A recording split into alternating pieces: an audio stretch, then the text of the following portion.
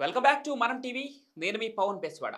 Supreme court న్యాయమూర్తి as ఓకా చరిత్ర తిరగరాశారు. మే 24న justice ఓకా పదవీ విరమణ చేయబోతున్నారని బార్ అండ్ బెంచ్ ప్రకటించింది. దీనికి ముందు రోజు ఓకా తల్లి మరణించడంతో అంత్యక్రియలకు ఆయన హాజరు కావడానికి ముంబై బయలుదేరారు.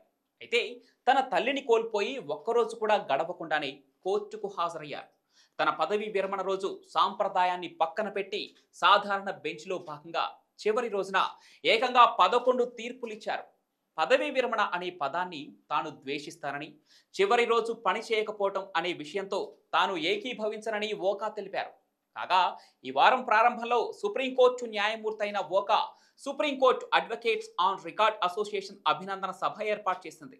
ఆ సభలో ఓకా మాట్లాడుతూ చివరి రోజున పని చేయకూడదని సంప్రదాయంతో తాను ఏకీభవించనని సభాముఖంగా తెలియజేశారు. పని వదిలించుకోవడానికి మనకు కొంత సమయం పడుతుంది, కానీ కనీసం చివరి రోజునైనా రెగ్యులర్ బెంచ్లో కూర్చొని కొన్ని తీర్పులు ప్రకటించడంలో నాకు సంతృప్తి ఉందని జస్టిస్ ఓకా పేర్కొన్నారు.